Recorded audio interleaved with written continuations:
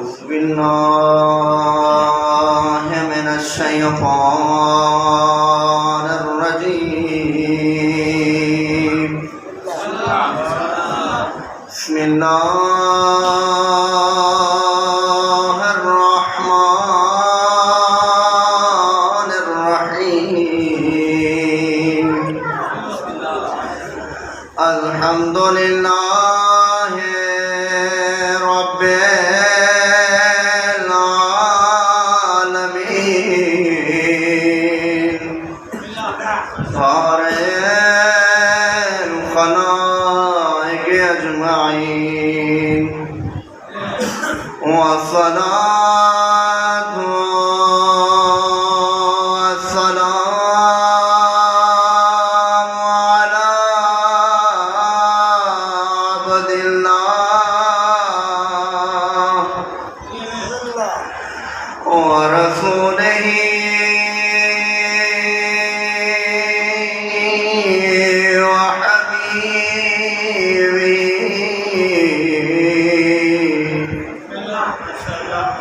وحافظ سره ومبلغ رسالاته سيدنا ومولانا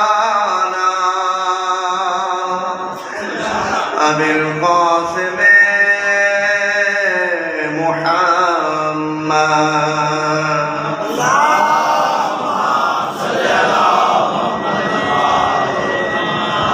وعلى آله الطيبين الطاهرين المعصومين المنتجبين. بسم الله الرحمن الرحيم. اللهم كن لوليك الحجة ابن الحسن صلواتك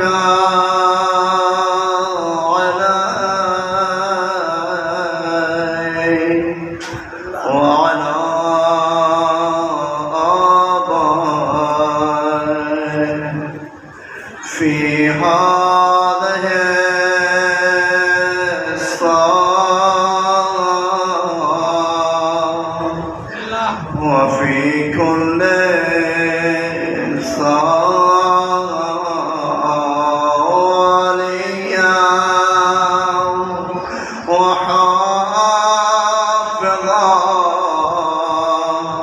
وقائدا وناصرا ودليلا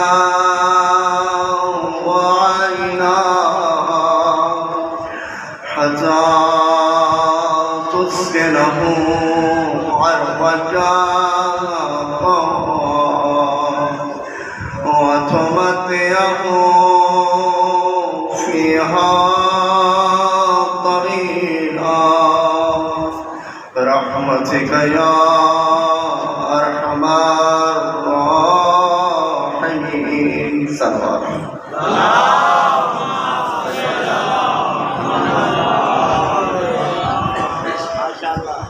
خداوند متعال جہاں پر تشریف لانا اپنی بارگاہ میں قبول و مقبول فرمائے، اور اس فرش عزا کا بچھانا جہاں پر خداوند متعال اپنی بارگاہ میں قبول فرمائے، اور آپ سب کی توفیقات میں اضافہ فرمائے۔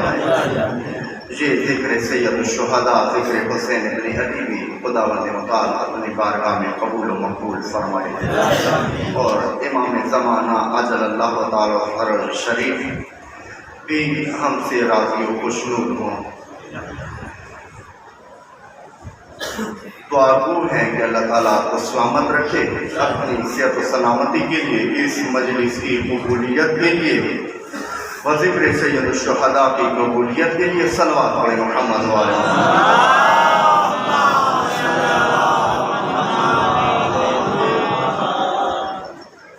بغیر کسی تمہید، بغیر کسی مقدمے کے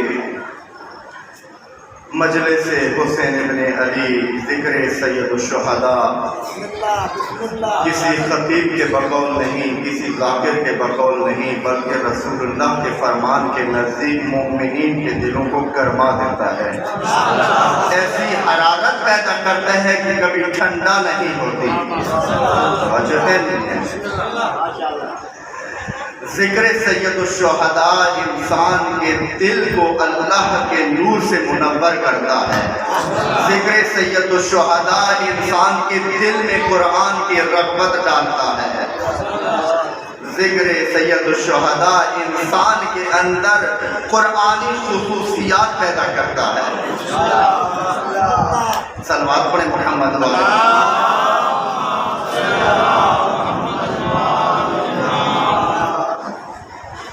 جو راستہ کربلا کو اپنا لیتے ہیں، جو کربلا کی راہ اختیار کر لیتے ہیں، جس راہ سید الشہداء کو جو اختیار کر لیتے ہیں، وہ سید الشہداء کی عزت کو بھی پا لیتے ہیں، سید الشہداء کی کرامت کو بھی پا لیتے ہیں۔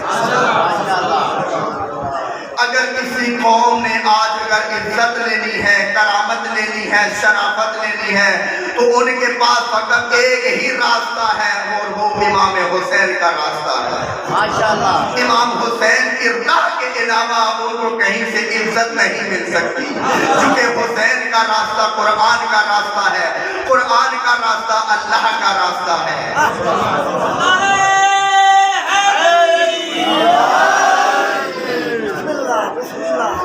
کربلا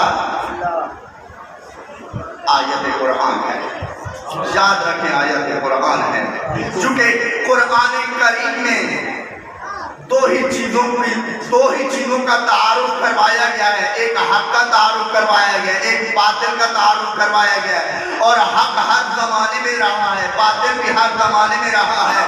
حق کبھی زمانے کے اندر موسیٰ کی شکل میں رہا ہے، کبھی عیسیٰ کی شکل میں رہا ہے، اور کبھی رسول اللہ کی شکل میں رہا ہے، اور وہی حق کربلا کے اندر سید الشہداء کی شکل میں رہا ہے، اور باطل بھی ہر دور میں رہی ہے، باطل قوتیں، باطل طاقتیں، باطل راستے ہر دور میں رہے ہیں، نمرود کی شکل میں، فرعون کی شکل میں، اور اس دور میں بھی سید الشہداء کے دور میں بھی یزید کی شکل میں رہے ہیں۔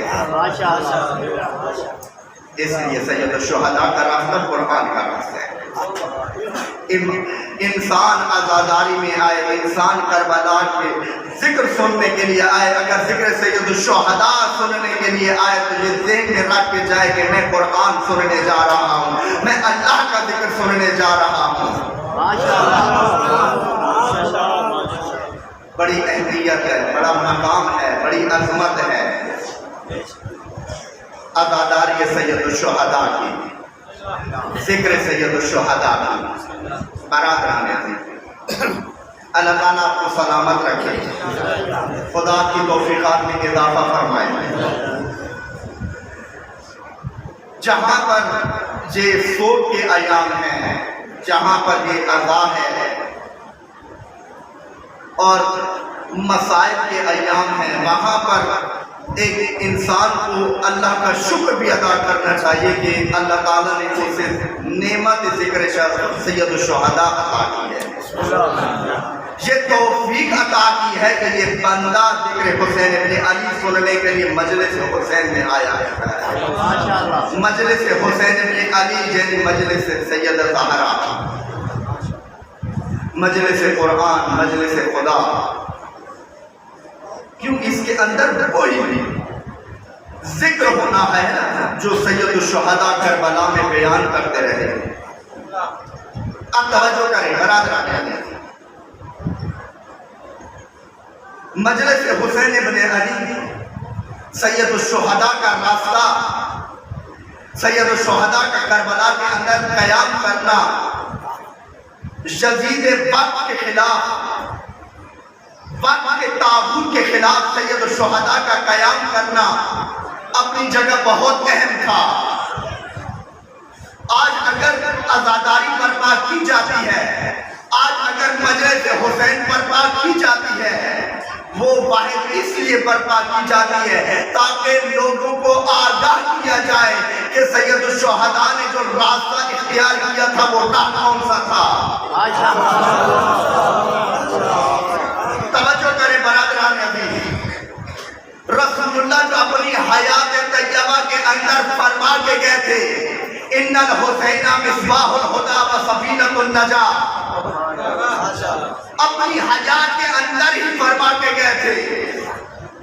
جب پوری قوم کے، پوری ملت کے، پوری انسانیت اور بشریت کے امام بھی، نبی بھی، رسول بھی حضرت محمد صلی اللہ علیہ وآلہ وسلم تھے، لیکن اسی وقت، اسی زمانے میں، اسی دور میں اپنی زندگی میں ہی یہ شناخت کروا کے گئے کہ لوگوں میرے بعد آنے والی تمام قوموں کو میرا یہ اعلان ہے کہ جو بھی قومیں غلامی کا شکار ہو، جو بھی قومیں ذلت کا شکار ہو، اگر وہ ذلت سے نکلنا چاہتی ہیں، غلامی سے نکلنا چاہتی ہیں، تو انہیں راہ سید الشہداء اپنانا پڑے گی۔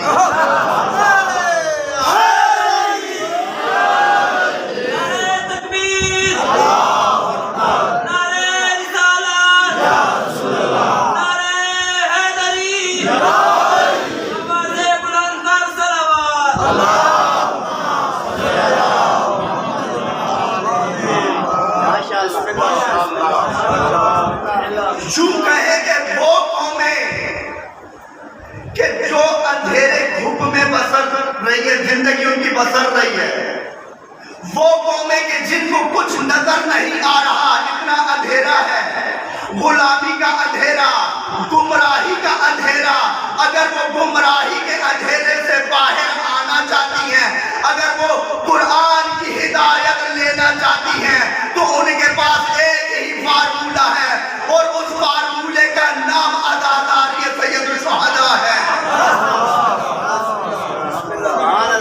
راہ حسین ابن علی، راہ حسین ابن علی، کہ جہاں پر ایران کی قوم، ہمارے پاس ایک ہی اس وقت نمونہ ہے، رول ماڈل ہے، اگرچہ ایرانی قوم جیسے بھی ہے، لیکن وہاں پر ایک ہی حسینی پیدا ہوا جس حسینی نے اٹھ کے یہی شعار لگایا، لوگوں تم پر جتنی بھی غلامی برس رہی ہے، تم جتنے بھی محکوم ہو، تمہارے پاس ایک ہی راستہ ہے اور وہ امام حسین کا راستہ ہے۔ امام خمینی جو اتنا بڑا انقلاب لے آئے، روح اللہ الموسوی اتنا بڑا انقلاب لے کے آئے، ایسا انقلاب جس سے دنیا کی آنکھوں کو کھول دیا، امام خمینی نے یہ نہیں فرمایا کہ یہ میری وجہ سے ہوا ہے، یہ نہیں فرمایا کہ یہ میرے ذہن کی تدبیر تھی، امام نے فرمایا مہاج داری سید الشہداء داری، ہمارے پاس جو کچھ بھی ہے وہ سید الشہداء کے راستے کو اختیار کرنے کی وجہ سے ہے۔ لیکن برادر عزیز، آج ایک سوال ہے، میں صرف ایک سوال کروں گا، مجلس تمام ہو جائے گی۔ آج میں مجلس حسین میں آیا بیٹھا ہوں، مجلس حسین سننے کے لیے۔ ہر ایک انسان اپنے آپ سے سوال کرے گا کہ میں ایک آیا بیٹھا ہوں مجلس حسین میں، کیوں آیا بیٹھا ہوں؟ اس لیے نہ کہ مجھے غم سید الشہداء ہے، دل کے اندر غم ہے کہ امام حسین علیہ السلام کو شہید کیا گیا، دل کے اندر غم ہے کہ بیویوں کے پردوں کو لوٹا گیا، یہی غم ہے، اور اسی غم کی وجہ سے، اسی درد کی وجہ سے ہم نے گھر بار کو چھوڑ کر، اپنی تمام مصروفیات کو چھوڑ کر، سونے کو چھوڑ کر، ریسٹ اور استراحت کو چھوڑ کر ہم مجلس حسین میں آئے بیٹھے ہیں، یہی ہے ہمارا کام۔ لیکن عزیز من، آج مجلس میں آئے بیٹھے تو اس سے اگلا سوال بھی کرے نا کہ امام حسین نے بھی مدینے کو چھوڑا، مدینہ تک کیا تھا سید الشہداء نے، توجہ کریں،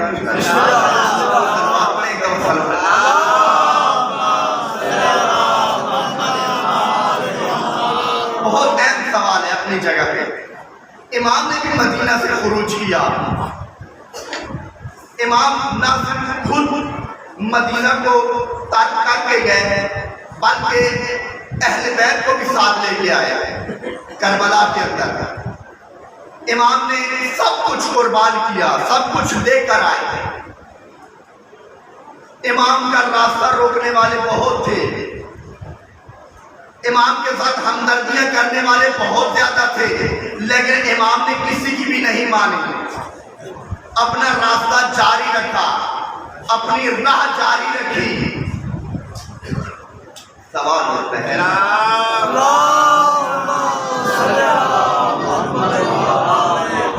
جہاں پہ سوال ہوتا ہے نا کہ آیا امام کے دل میں کیا غم تھا جس کی وجہ سے امام نے یہ سب کچھ کیا.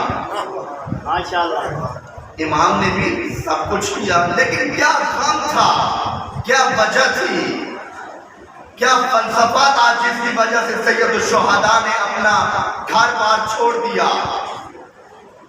اگر وہ غم انسان سمجھ لے اور اپنے دل میں وہ غم کو بٹھا لے, اس کا مطلب ہے یہ راہ حسین ابن علی کو پہچان چکا ہے اور اس راستے پر چل چکا ہے. ہم کس سوچ سے مجلس میں آتے ہیں اور امام حسین کی سوچ سے کربلا کہتے ہیں. کیا تفکر لے کر گئے, کیا سوچ لے کر گئے, کیا غم لے کر گئے, کس درد کے تحت امام نے مدینہ چھوڑا. یہ اپنی جگہ بہت ہے. آج ہم دعا کرتے ہیں نا کہ پروردگارہ ہمیں غم حسین کے علاوہ کوئی غم نہ دینا. یہی سوال کرتے ہیں نا عزیز, کاش یہ غم, یہ دعا کبھی اللہ سن لے, اور انشاءاللہ سنے گا یہ دعا. غم حسین کے علاوہ کوئی غم نہ آئے, یعنی اس کا مطلب ہے ہماری سوچ, ہمارا تفکر وہی ہو جائے تو حسین ابن علی کا تھا, سید الشہداء کا تھا. استاد بزرگوار ایک مشہور جملہ فرماتے ہیں نا کہ ہمیں بھی یزید سے نفرت ہے. کیوں نفرت ہے؟ اس لیے کہ یزید نے امام حسین کو شہید کیا. توجہ ہے, یزید نے بیویوں کے پردے لٹوائے, یزید نے یوں کیا, یزید نے ظلم و بربریت کی انتہا کر دی. ہم اس لیے یزید سے نفرت کرتے ہیں. لیکن اگلا سوال یہ ہے کہ یزید سے نفرت سید الشہداء کو بھی تھی, اور وہ اس وقت نہیں تھی جب سید الشہداء کو یزید نے شہید کیا.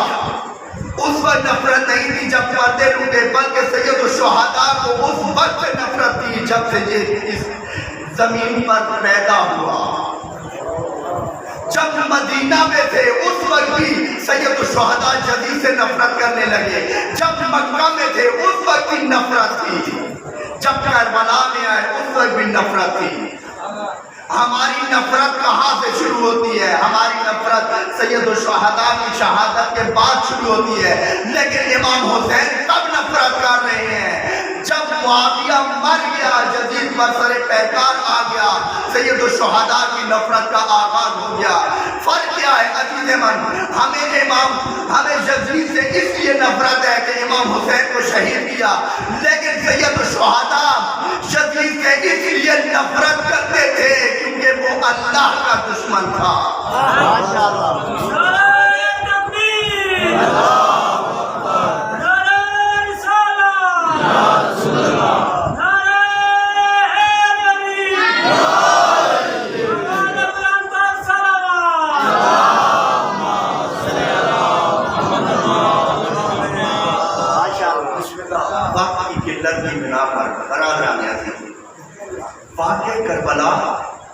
کربلا کی جنگ صرف یکم محرم سے لے کر 10 محرم تک یہ نہیں تھا ماجرا. ماجرا کہاں سے شروع ہوتا ہے؟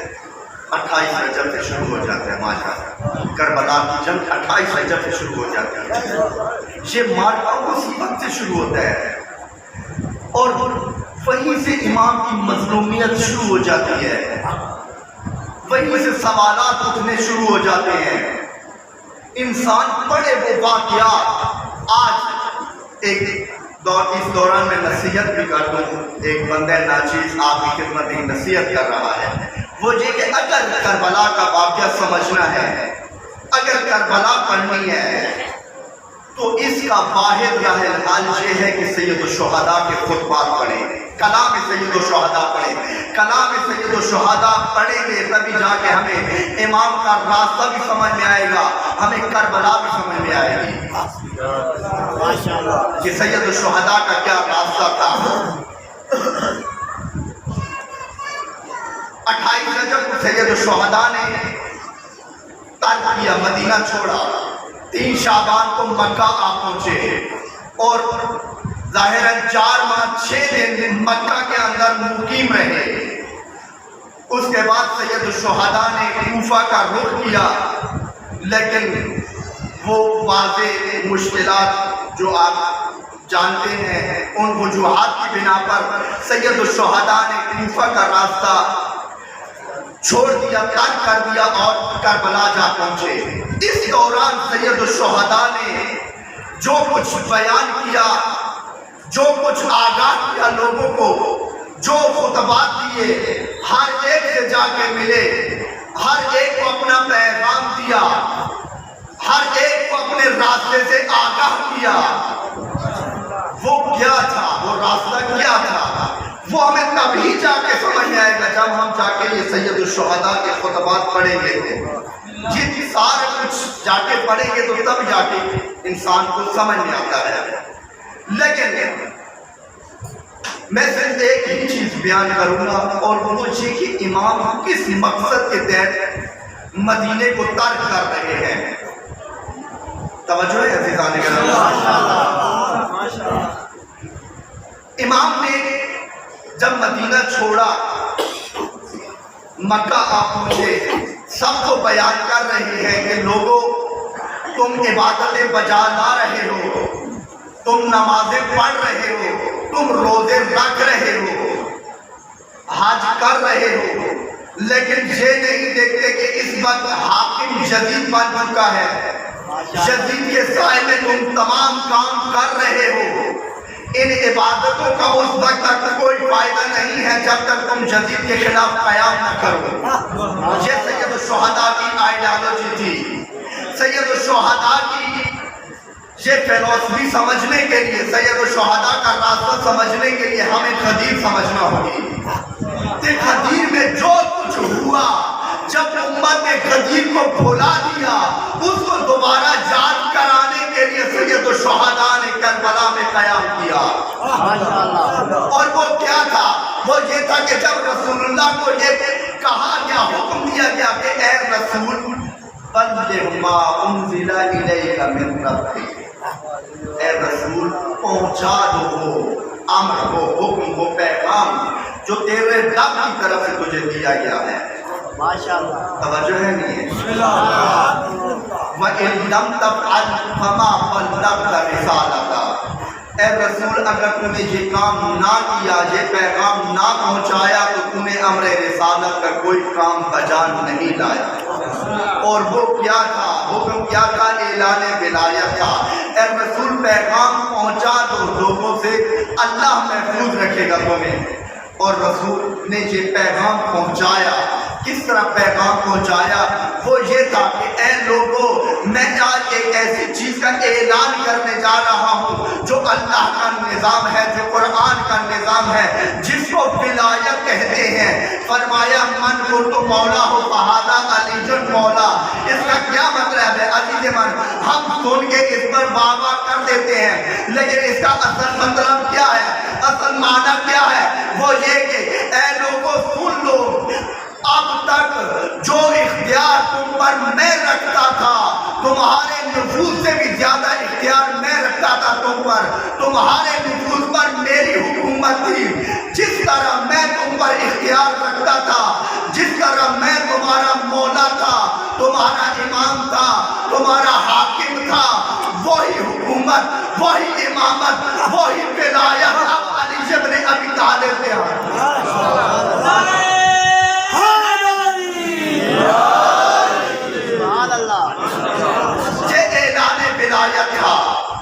لوگوں. اب وہ جو ولایت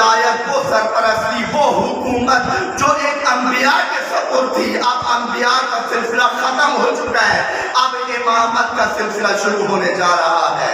ماشاءاللہ، یہ تھا اعلان ولایت۔ ولایت اسی کو کہتے ہیں نا، پہلے بھی اسی جگہ میں نے عرض کیا لا الہ الا اللہ، یعنی کوئی حاکم مطلق نہیں ہے سوائے اللہ کی ذات کے، حکومت صرف اللہ کا حق ہے، حاکمیت صرف اللہ کا حق ہے، ولایت صرف اللہ کا حق ہے۔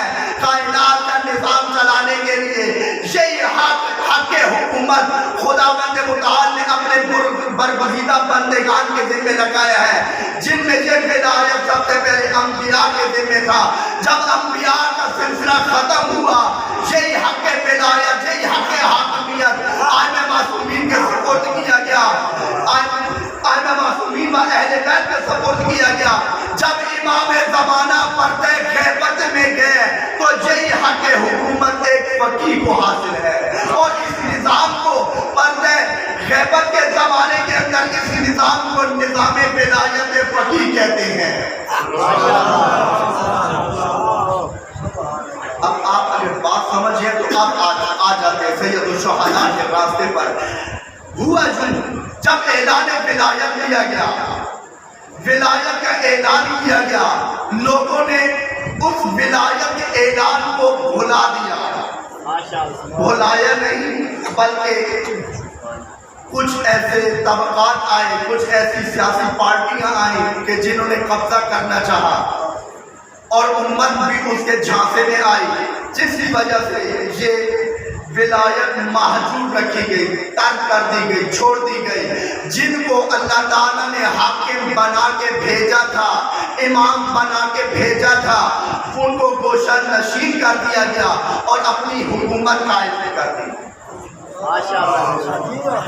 جب یہ قائم کی، اب امت کو بتانا تھا کہ لوگوں تمہارا اصل نظام ولایت ہے، تمہارا قرآنی نظام ولایت ہے، تمہارے اوپر حاکمیت، تمہارے اوپر سایہ ہمیشہ اس شخص کا ہونا چاہیے جو اللہ کی جانب سے ہو۔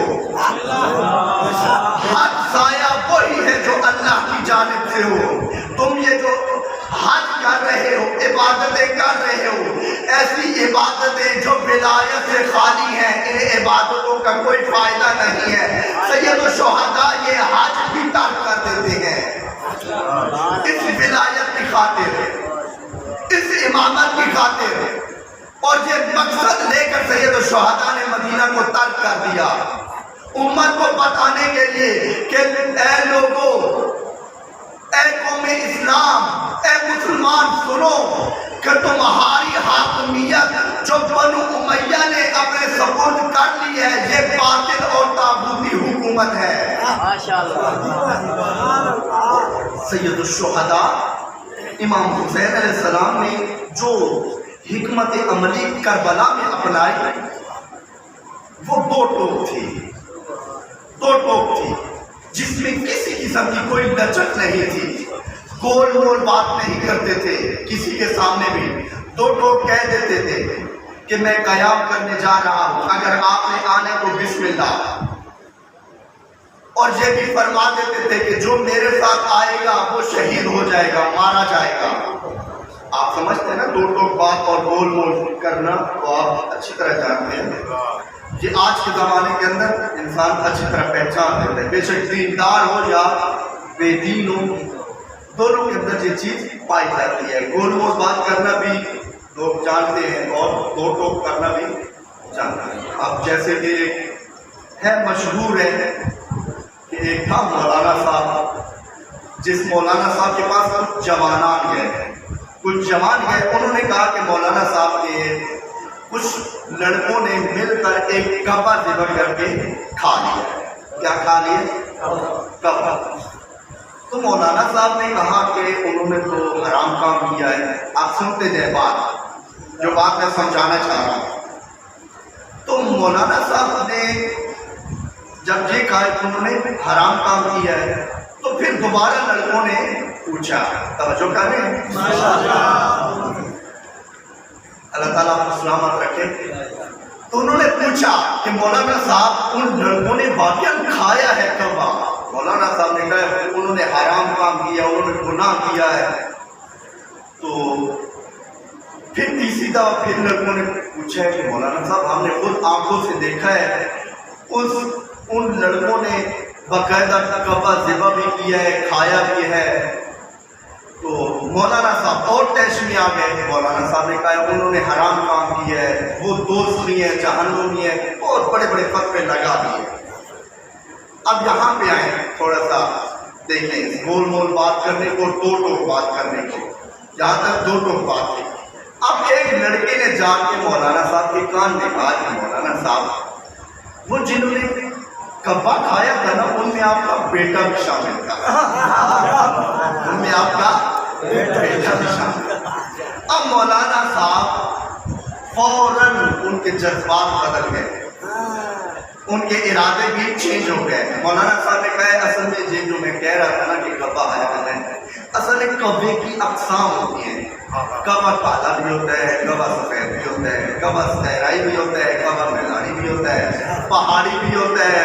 اور اس طرح اس میں 50-60 اقسام کر کے کہا ایک ایسی قسم بتائی جو شاید اس کائنات میں جیسا کعبہ پایا بھی نہیں جاتا، کہا وہ حرام ہے.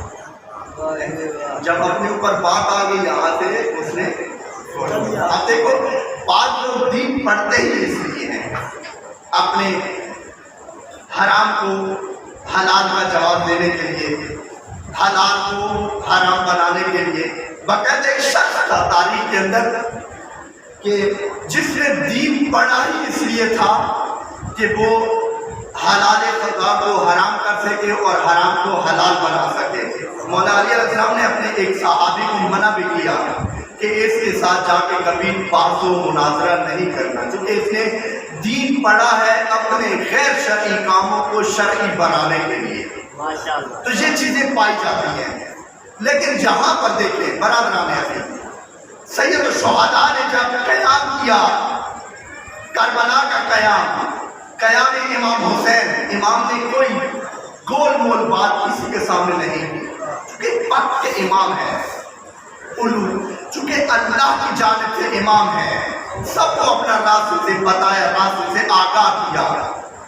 کوئی بھی حاکم کے بارے میں دو ٹوک یہ نہیں کہہ سکتا یزید رجل فاسق،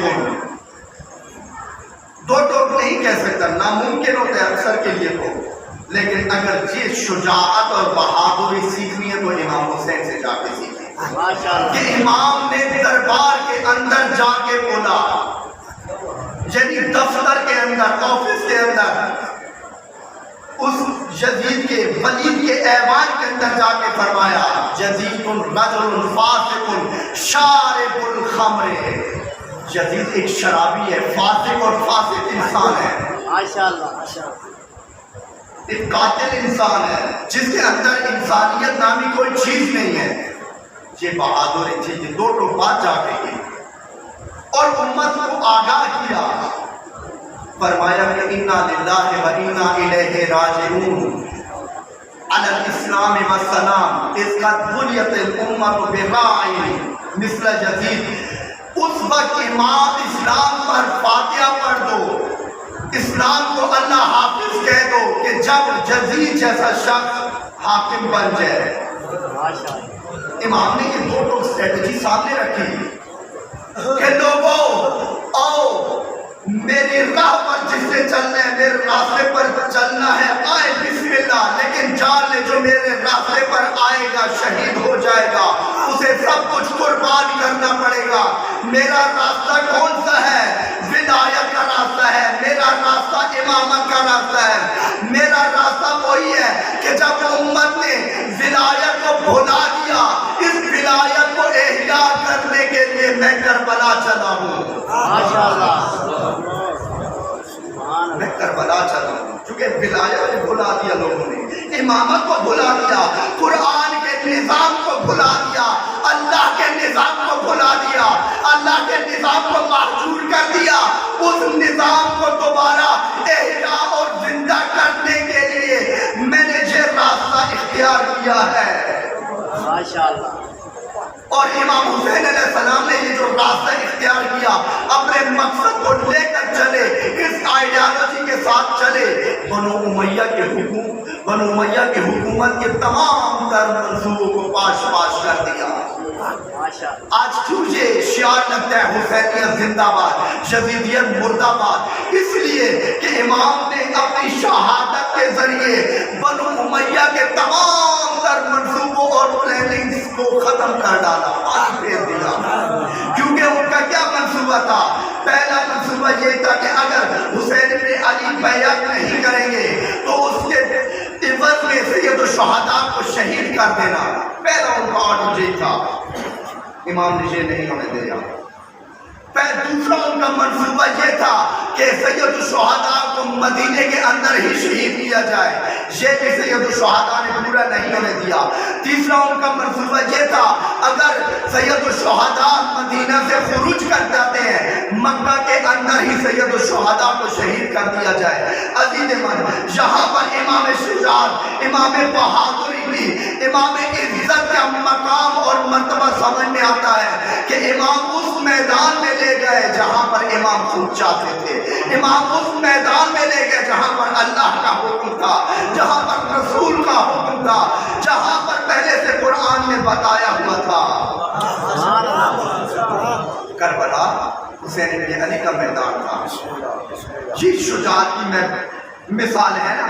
آپ کو اگر کوئی کہے جب آپ کسی کے ساتھ لڑتے ہیں تو بعض اوقات آپ کو کہہ دیتے ہیں نا آپ ادھر آنا تو میں آپ کو بتاؤں گا، تو یہاں پر فارمولہ اور قانون یہ ہے کہ کبھی بھی اس میدان میں نہ جانا، چونکہ وہ جو آپ کو کہتے ہیں کہ وہاں پہ آ جانا میں آپ کو بتاؤں گا، وہ اس کا میدان ہے۔ کبھی بھی دشمن کے میدان میں جا کر جنگ نہیں لڑی جاتی۔ بہادری اور شجاعت یہ ہے کہ اپنے ہی میدان میں دشمن کو لے آئے، اور اس میدان میں لے آ کر دشمن نے وہ بے وقوفی دکھائی، وہ حماقت دکھائی جس کی بدولت اس کو اپنی حکومت سے ہاتھ دھونے پڑے، اور وہ جو سید الشہداء چاہتے تھے وہ سچ ثابت ہوا۔ امت کو پتہ چل گیا، امت کو سب کچھ پتہ چل گیا کہ یہ حکومت کیا تھی، یہ کرنا کیا چاہتی تھی۔ عزیزان، یہ ہے راہ سید الشہداء، یہ ہے راستہ امام حسین کا، جس راہ پر چل کر آج تک یہ امت حسین کرتی آئی ہے، عزاداری سید الشہداء برپا کرتی آئی ہے۔ لیکن اس قوم کا، اس امت کا ایک حق بنتا تھا کہ راہ سید الشہداء کو سمجھنے کی کوشش کرتی، اور منبر کا یہ حق بنتا تھا کہ قوموں کو اور امت کو اس حسین بن علی کی راہ سے آگاہ کرتے، کیونکہ حسین کا وہ راستہ ہے جس راہ پر غلام قومیں بھی چلے تو وہ آزاد ہو جاتی ہیں۔ اب یہ انجام ہے آزادی کے نا، ایک ایسی آزادی جس کے جشن منائے جاتے ہیں، لیکن یہ قوم آزاد نہیں ہے، کیونکہ اس کا تمام تر نظام، تمام تر شعبجات غلامی کی دلدل میں پھنسے ہوئے ہیں۔ اس کی معیشت، اقتصاد، اس کا تعلیمی نظام، اس کا سیاسی نظام، تمام تر نظام امریکی اور اسرائیلی قوانین کے تحت بنایا گیا ہے۔ تعلیمی نظام لارڈ میکالے کا تعلیمی نظام ہے، اسلامی نظام اصلاً ہے ہی نہیں، حکومت اسلامی نہیں ہے۔ اگر راہ سید الشہداء پر چلتے، علامہ اقبال بھی اسی چیز کی جو کوشش کرتے رہے اور اس قوم کو بتاتے رہے کہ تمہارے پاس واحد راہ حل، نجات کا راستہ وہ یہی ہے کہ حسین کا راستہ اختیار۔ ماشاءاللہ آج جو قومیں ظلم و بربریت کا شکار ہے نا، ان کے پاس واحد راہ حل امام حسین کا راستہ ہے، سید الشہداء کا راستہ ہے۔ آج مقصد ہے سید الشہداء سے آگاہ نہیں کیا گیا، امام حسین کے ہدف سے آگاہ نہیں کیا گیا، اس قوم کو، اس ملت کو۔ کربلا ایک آئیڈیالوجی ہے، کربلا ایک نظریہ ہے، سید الشہداء کا راستہ ایک نظریہ ہے،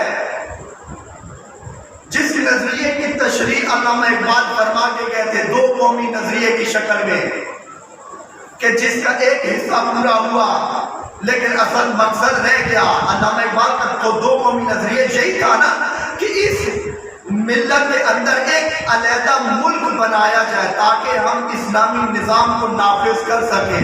علیحدہ ملک تو بن گیا لیکن حسینی نظام برپا نہیں ہو سکا. حسینی نظام ابھی باقی ہے. علامہ اقبال کی وہ خواہش ابھی باقی ہے. جو قومیں چل پڑتی ہیں برادران عزیز، وہ قومیں ہمیشہ عزت اور سرفراز اور باوقار رہتی ہیں، لیکن جو قومیں حسین کا راستہ اختیار نہیں کرتی وہ قومیں ہمیشہ ذلیل، ہمیشہ غلام ہی رہ رہی ہیں. حسین کا راستہ عزت کا راستہ تھا. کیوں؟ اس لیے کہ امام حسین علیہ السلام نے کربلا میں فرما دیا تھا ان دائی ابن دائی قد رکضنی بین اثنتین بین الذلۃ والذلہ وہیہات من ذلہ. اس نابکار کے نابکار بیٹے نے مجھے دو راہیں پر لا کے کھڑا کر دیا. دو راستے میرے سامنے رکھے ہیں، دو راہیں میرے سامنے رکھی ہیں. ایک طرف ذلت کا راستہ ہے، دوسری طرف چمکتی ہوئی تلواروں کا راستہ ہے. اگر میں چمکتی ہوئی تلواروں کا راستہ اختیار کرتا ہوں تو میں عزت پاتا ہوں. امام نے فرما دیا ہے ہاتھ منا ذلہ کہ ذلت مجھ سے دور ہے. ذلت کبھی سید الشہداء کے قریب نہیں جا سکتی. یہ تھا راستہ حسین ابن علی کا، یہ تھی راہ امام حسین کی. آج نسلیں در نسلیں گزرتی جا رہی ہیں، آزاداری سید الشہداء برپا ہو رہی ہے اور اسی کثیر تعداد میں برپا کی جا رہی ہے. لیکن افسوس کہ راہ حسین پر بتانے والا کوئی نہیں ہے اس قوم کو کہ امام کا راستہ کیا تھا.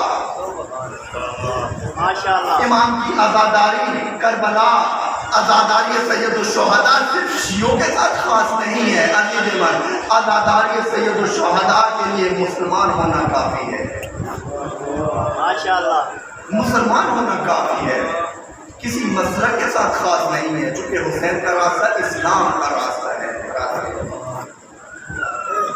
بہت ساری خصوصیات ہیں جو کہ عزیز من اس وقت بہت سارے لوگ تھے جنہوں نے امام کا ساتھ نہیں دیا. ان پر ایک سوالیہ نشان اٹھتا ہے کہ انہوں نے امام کا ساتھ کیوں نہیں دیا. کچھ لوگوں کو تو امام نے بڑا ڈانٹا، دوستوں کو ان کو کہا کہ ہمیں گمراہوں کی مدد نہیں چاہیے. عبید اللہ ابن گورے جوفی جو جس کو جب پتہ چلا کہ امام حسین نے اب کوفہ آنا ہے، جب اسے یقین ہو گیا کہ امام نے ابھی کوفہ آنا ہے تو یہ کوفہ سے باہر چلا گیا تاکہ اپنا دین بھی بچا لوں، اپنی دنیا بھی بچا لوں. یعنی نہ یزید کا ساتھ دے نہ حسین ابن علی کا ساتھ دے. کوفہ سے باہر نکل گیا. جب کوفہ سے باہر نکلا نا تو اس وقت یہ دور جا کے ایک جگہ اس نے خیمہ لگا دیا. اتفاقاً وہاں سے امام حسین علیہ السلام بھی گزرے. امام نے اپنا قاصد بھیجا کہ پتہ کرو یہ خیمہ کس کا ہے. تو پتہ کیا، بتایا گیا کہ یہ عبید اللہ ابن گورے جوفی کا خیمہ ہے. امام نے ایک پھر قاصد روانہ کیا اور فرمایا اس کو بلور میں ہی قاصد کیا. لیکن عبید اللہ ابن گورے جوفی نے معذرت کی کہ معذرت میں نہیں آ سکتا کیونکہ حسین ایک ہی ہدف کے لیے بلا رہے ہیں اور اس کے لیے میں معافی چاہتا ہوں. لیکن سید الشہداء نے دوسری مرتبہ پھر قاصد روانہ کیا.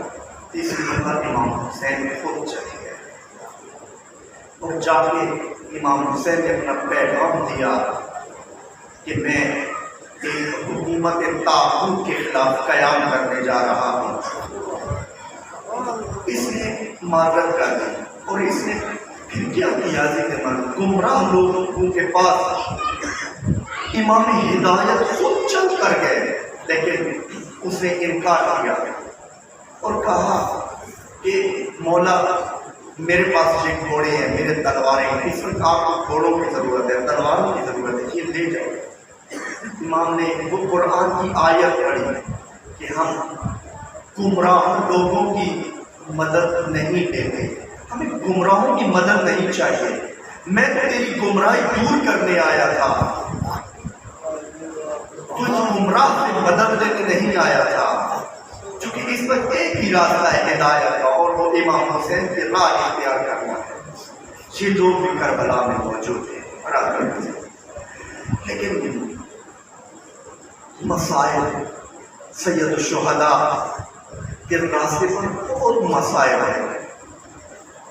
اس تلوار کے زخم سے زیادہ وہ مسائل ہیں جو امام حسین ابن علی کے ساتھ لوگوں نے باتوں کی صورت میں، گفتگو کی شکل میں امام کے ساتھ کیے، خطوط کی شکل میں بہت مصیبتیں، بہت ظلم کیا گیا کربلا میں، عزیز من بہت ظلم کیا گیا۔ جتنا ظلم کربلا میں ہوا نا، انسان کے ذہن تعجب کرتا ہے، اتنا پامال کیا گیا، اتنا ظلم کیا گیا، ستم کیا گیا، اور امام نے جو سب کچھ قربان کر دیا۔ جب شب عاشور تھی، شب عاشور امام علیہ السلام کے سامنے انصاری بیٹھے تھے۔ پہلے تو امام نے فرمایا کہ کل شہادت کا دن ہے، جو اس راہ سے جانا چاہتے ہیں چلا جائے، جو جانا چاہتا ہے اس میدان سے چلا جائے، یہ میرا میدان ہے۔ امام نے یہ بھی فرمایا کہ ہاشمی چونکہ مدینہ کے رہنے والے ہیں، ہر انصاری ہاشمی کو اپنے ساتھ لے، ایک ایک انصاری ایک ایک ہاشمی کو اپنے ساتھ لے اور اس میدان سے چلا جائے۔ میں بھی راضی، میرا رب بھی راضی۔ لیکن جب چراغ دوبارہ سید الشہداء نے جلایا نا، تو اس وقت سب موجود تھے، اور حتیٰ روایات کے اندر ہے کچھ نے یہ بھی فرمایا کہ اے مولا، ہم جو تیرے راستے پر آئے ہیں، اگر ہمارے جسم کے ٹکڑے ٹکڑے کر دیے جائیں اور اس کے بعد دوبارہ زندہ کر دیا جائے، 100 دفعہ اس طرح زندہ کیا جائے، پھر بھی ہم تیرا راستہ نہیں چھوڑیں گے۔ امام نے فرمایا پروردگارہ، جو اصحاب تو نے مجھے عطا کیے، نہ میرے بابا علی کو عطا کیے، نہ نانا رسول کو عطا کیے۔ عزیز من، اب اسی دوران اب سید الشہداء نے ہر ایک انصاری کو اپنا شہادت کا مشتہ دیتے ہیں، اس کو جگہ بتاتے ہیں، ہر ایک کو جگہ بتائی کہ تو نے جہاں پر شہید ہو جانا ہے، تو نے جہاں پر شہید ہو جانا ہے۔ شہداء کی فہرست پڑھی نا، جب فہرست مکمل ہو گئی، ایک کونے سے آواز آئی کہ مولا چچا جان، کیا مجھے یتیم سمجھ کے چھوڑ دیا ہے، مجھے شہادت کا نہیں بتایا؟ تو مولا نے قریب بلایا، قریب بلا کر ماتھا چوما قاسم کا، قاسم ابن حسن کا، اور فرمایا قاسم یہ تو انصاری کی محفل تھی، انصار کی محفل تھی، آپ کیوں آئے ہو؟ تو قاسم نے فرمایا کہ مولا میں اس لیے آیا، میں نے سنا کہ شہداء کو شہداء کی جگہ بتائی جا رہی ہیں، شاید میرا بھی نام آئے، میں یہ سننے کے لیے آیا ہوں۔ تو امام نے فرمایا کہ قاسم یہ تو بتا کہ شہادت کیسی لگتی ہے؟ قاسم نے فرمایا مولا احلن من الاصل، شہادت مجھے شہد سے بھی زیادہ شیریں لگتی ہے۔ فرمایا قاسم کل تم نے بھی شہید ہو جانا ہے۔ اب عزیز من، روایات کے مطابق رات کو ماں تیار کرتی ہے، اب اس شہید کو تیار کرتی ہے، آمادہ کرتی ہے، اب اس شبیہ حسن کو آمادہ کرتی ہے۔ جب روز عاشور ہوتا ہے نا، اب یہ قاسم جا کے مولا سے اذن جہاد مانگتے ہیں، اذن شہادت مانگتے ہیں۔ حسین ابن علی عباس کو بلاتے ہیں اور عباس کو بلا کر کہتے ہیں کہ قاسم کو تیار کرو۔ عزیزان من، آزادار سید الشہداء قاسم آتے ہیں، قاسم کو تیار کیا جاتا ہے، عباس تیار کرتے ہیں، لیکن واہ مصیبتہ، جب تیار کرتے ہیں نا، اس وقت کوئی خود قاسم کے تن پہ پورا نہیں آ رہا ہوتا، اس وقت کوئی بھی جنگی لباس قاسم کے تن پہ پورا نہیں آ رہا ہوتا، جسم پہ پورا نہیں آ رہا ہوتا۔ جو خود پہناتے ہیں، خود بڑا ہوتا ہے، قاسم کا سر چھوٹا ہوتا ہے، ذرہ بڑی ہوتی ہے، لیکن قاسم کا جسم چھوٹا ہوتا ہے۔ آخر کار یہ حکمت اپنائی گئی کہ قاسم کے سر پہ ایک امامہ باندھا گیا، اس کے بعد ایک خود جنگی رکھا گیا، ایک بڑی سی ذرا پہنائی گئی، عباس نے اپنے ہاتھوں سے پکڑ کے گھوڑے پہ بٹھایا۔ اب یہ قاسم جو چاند کا چہرہ تھا، جا کے میدان میں جا کے جنگ کرتا ہے، ایک راوی دکھتا ہے، وہ راوی کہ جو دشمن کی صف میں موجود ہوتا ہے، وہ کہتا ہے میرے ساتھ ایک شقی شخص بیٹھا ہوتا ہے۔ شقی کہتا ہے آج صبح سے میں انتظار میں تھا کہ میرے حصے میں بھی کوئی انعام آئے۔ راوی کہتا ہے اے لعین تجھے تو بتا یہ چاند سے چہرے شہید کرنے کے لیے نہیں ہوتے، یہ شقی آتا ہے، اس جنگ میں آتا ہے اور جا کے یہ وار کرتا ہے اور یہ گرد و غبار اٹھتا ہے، یہ قاسم عظیم پر نہیں زمین پر آ جاتے ہیں اور صدا بلند کرتے ہیں الہیہ الہیہ یا امہ، چچا جان جلدی آؤ۔ اللہ قوم ظالمین فسيعلم الذين بالأجل القلبي ينقلبون